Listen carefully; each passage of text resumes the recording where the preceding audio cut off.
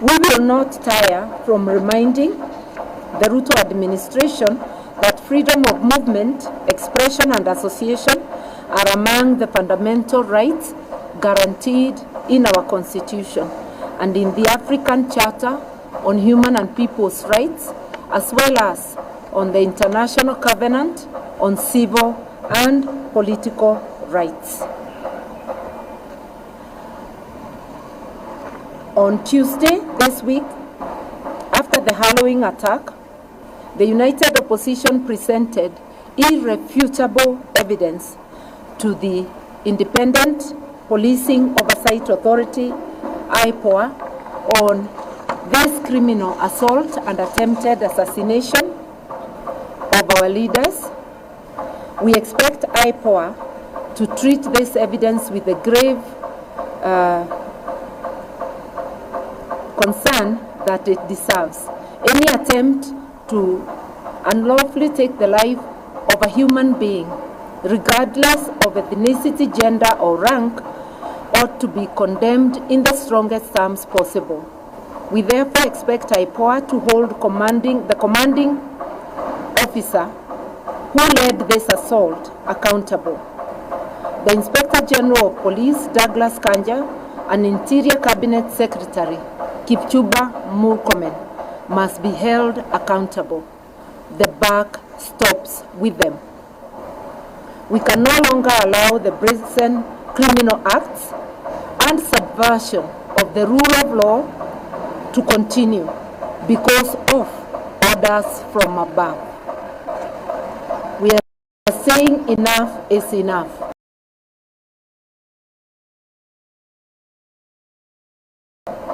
We have heard Ruto saying enough is enough, but we remind him as an employee, you can never tell your employer enough is enough.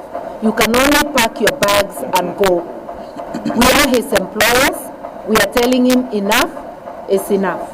This has to stop. He cannot create a Haiti-like militia in Kenya to destroy the peace and tranquility that we have been having. Fellow Kenyans, our country is ailing. Some even say it is at war with itself, not because of the global recession or pandemic, but because of an epidemic called William Samoei Ruto. The instruments of power are in the hands of a person who simply doesn't care for the well-being of the citizens he purports to govern. For instance, we are aware of a cargo of 25,000 metric tons of sugar that recently landed in our port at Mombasa. This sugar is already on its way to Western Kenya, to a Western Kenya sugar factory to be repackaged and sold to Kenyans. Yet, it was condemned as unfit for human consumption in its country of origin. That it has been cleared quickly and is now headed to be distributed in this country shows the heartlessness of this regime. They have made money their god. We demand that these consignments already earmarked as publicly condemned be earmarked as publicly condemned and destroyed immediately, so that it is not used to poison Kenyans. I will let one of our youth read the rest. Thank you. Thank you so much. My name is Ken Babu, and I proceed. Fellow Kenyans, this is a criminal regime that not only resorts to willful violence against its people, but resorts to physically harming its populace unfit for public consumption of goods, but also attempts to limit its people via willful and defunding education, which is a right. Just a week ago, the Cabinet Secretary for Finance, John Mbadi, publicly declared that Kenya can no longer sustain free primary and secondary education. The proposed cuts to capitation and demand that Kenyan parents pay more for their education is an affront to Constitution, having been entrenched in Article 43(1)(f), which guarantees the rights to education for everyone, while Article 53(1)(b) specifically ensures every child's right for free and compulsory basic education. Hence, defining education is not only insensitive but unconstitutional. We implore us to reason to these words of Abraham Lincoln, and I quote, "Do not interfere with anything in the Constitution. That must be maintained, for it is the only safeguard of our liberties." We must tell the illegitimate regime of Mr. Ruto that Kenyans want education, health, and other basic needs, and not handouts in the name of empowerment. And therefore, we all agree that having Mr. Ruto as the Kenyan president today is one of the most historical mistakes that ever happened in this country. And therefore, one term is unstoppable. One term. Another one? Yeah. It will be finished by 6. Honorable. A lady? Some lady. No. Let's have a lady. It's gone. Ndio ya mwisho. We'll have a lady. Okay. Under Ruto's torrid regime, our beloved country has in under 3 years, we have been subjected to socio-economic and emotional assault as the people of Kenya, which is illegal, unconstitutional, and criminal in every form. This is not speculation. We repeat, this is a fact. Their first and only qualifying modus operandi is theft, destruction, and death as the Ruto state-governed policy. 2, they are now scrutinizing future taxes, a criminal and yes, unconstitutional move to borrow externally against future taxes without parliamentary sanction or debate. It is not only a similarly crude betrayal of public trust, but also a direct violation of the Public Finance Act. The behind closed doors is a reckless scheme to sell off Kenya's future. To conceal their criminal operations,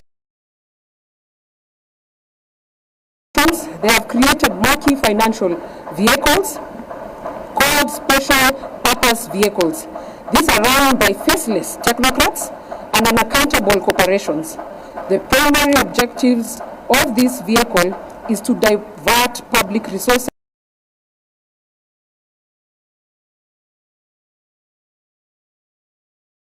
highlight robbery. It is shameless thievery, the likes of which no nation on planet Earth has ever seen or should witness. We call for the following with immediate urgency. Number 1, Parliament must reclaim its authority and halt the illegal securitization of public taxes. 2, an independent audit into all SPVs being used to handle public resources. 3, the government must restore full capitation to schools and publish a clear time-bound commitment to fund free education as enshrined in the law. 4, Kenyans must mobilize, organize, and resist through civic engagement, legal action, and national solidarity.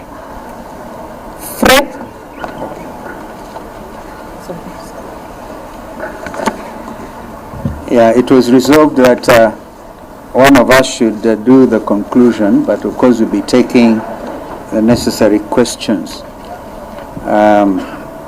This is very brief. Friends of goodwill, as the united opposition, we will not be silent as our country is auctioned. We will not bow down to intimidation. We will not allow the proliferation of fake news and propaganda to define our time. We will not allow a nation built on liberation to be destroyed by deception. Mr. Ruto, together with your team, You're on borrowed time. Hashtag one term is not just a reality, it is an eventuality. May God bless our Republic, Kenya. Thank you. One term. One term. You can take the question. Yeah, one term. We can take the question. If there is any, and you can actually observe our inclusive nature of presentation. We will not leave the youth behind, and we will not leave the women behind. Nobody will be left behind. We do not claim monopoly of presentation going forward. Any question?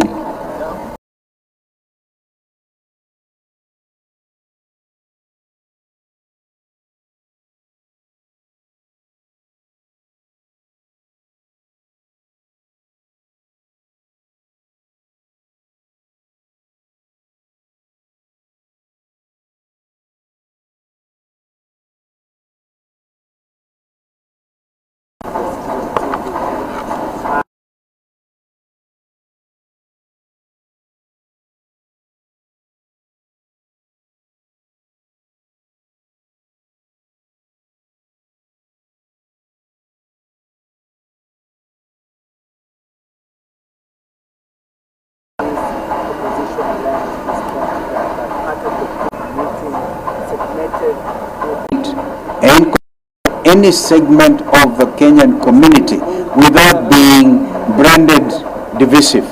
Absolutely no. We are not a divisive thing, and I think our sister was on one such trip in the States. If that's what you're referring to, I think mother should handle that. We have already said in our statement, a desperate regime resorts to... There's no place on earth I know where you call a meeting and only certain people come. When it's a public meeting,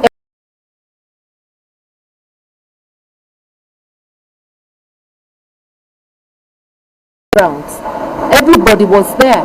So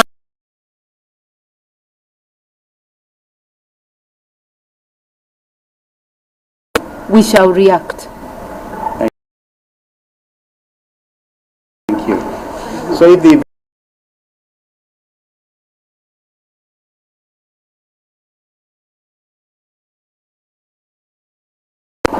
yes, sir.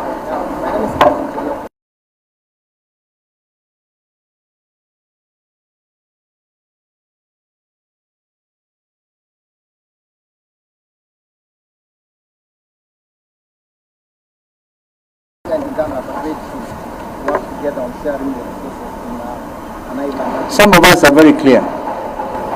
We have stood, I can tell you very authoritatively, when I chaired the first ministerial build on the mistake we made in 1977 when we killed East African community. Now we are fully back on East African community situation. So some of us stand for borderless East Africa and the rights of establishment. The parliament sitting in Arusha should be able to quickly deliberate on some of these things. So if you look at it that way, does it matter which side of the lake is Megigo Island? Doesn't really matter, because we want to see a borderless East Africa where professionals can have rights of establishment in Kampala, in Dar es Salaam, in Kigali, in Juba, in Nairobi. That is the vision. So this other one is, in my view,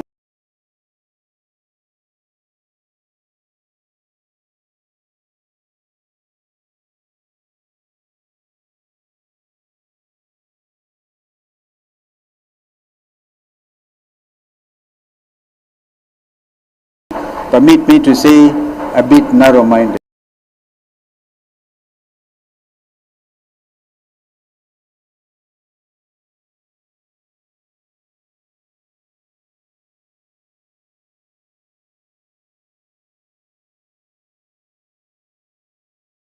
Also add and say this. It is very well for Uganda and Kenya to agree on Migingo. Any agreement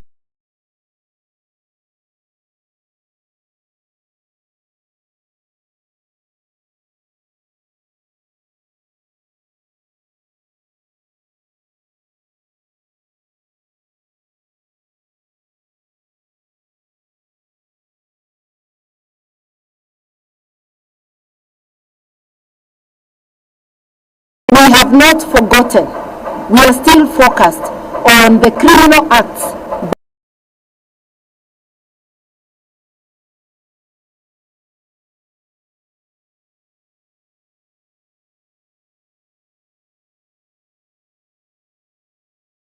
Kenya government, and a suit will be filed also extending to Ugandan government for the criminality.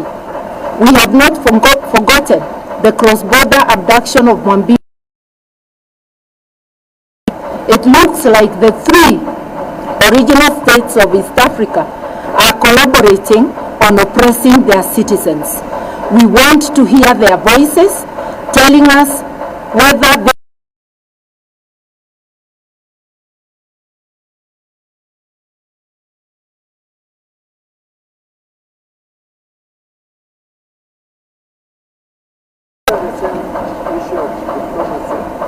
what's your take about the Tanzanian move? They are proposing to ban all foreigners, including Kenya, from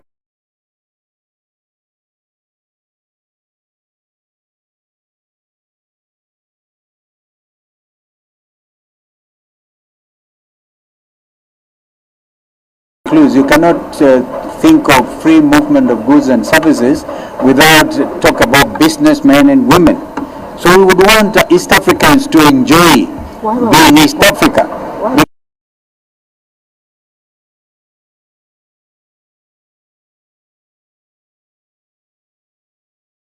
Now in Uganda, in Kigali, or in Bujumbura, then you have to be restricted. No, the longer-term vision of integration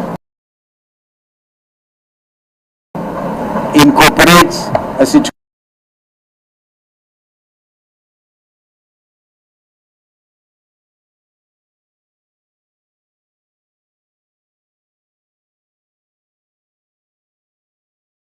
treaty, A treaty. and the integration. Yeah, absolutely.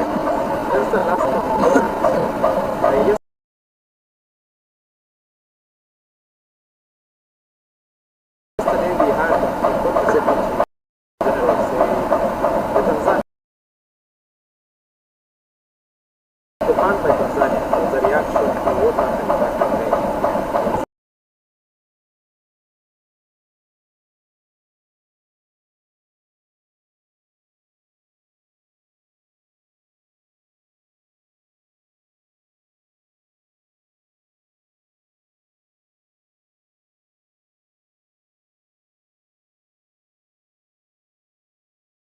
To freedom of movement of a Kenyan advocate or senior counsel like Mother going to represent a client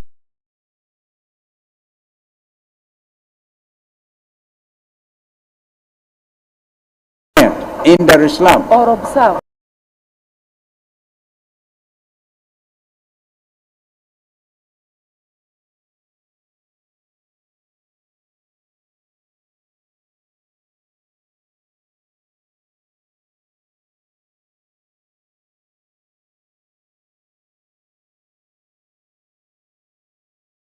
Observe in any event.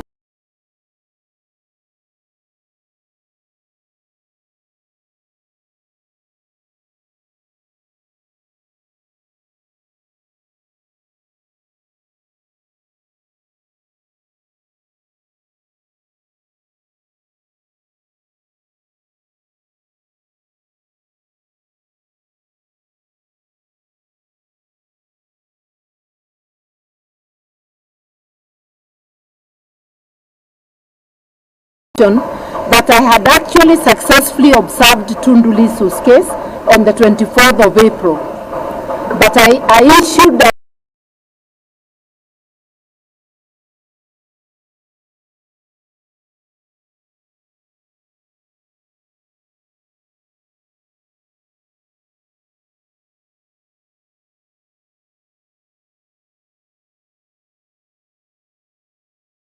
it will become just a debate on East Africa. The other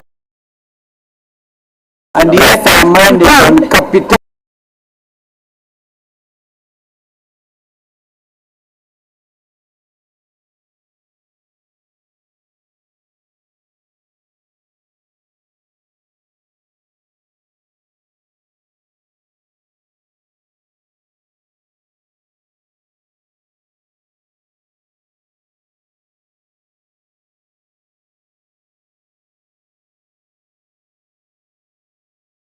When are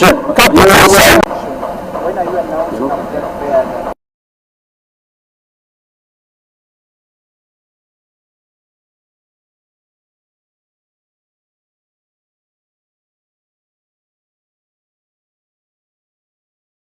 and how we unveil our joint presidential candidate or lineup is our prerogative.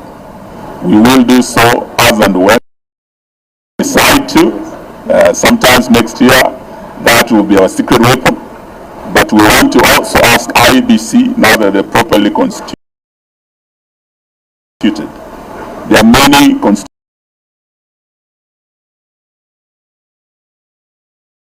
constituencies, 6 of them. There are many wards.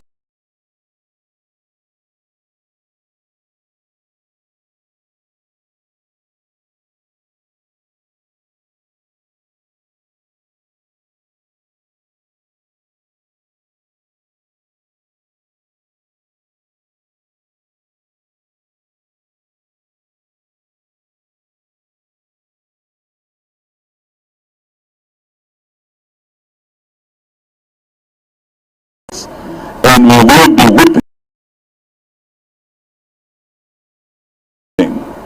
these administration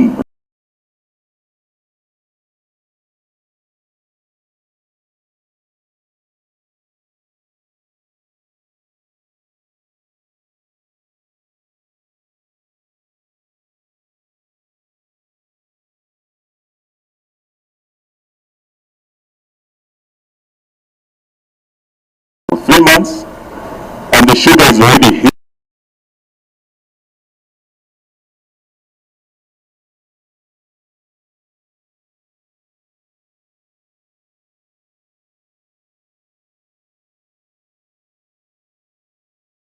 This rice and provide market. But we also know that this regime has imported tons and tons of rice as we speak. So these are some of the matters we are saying.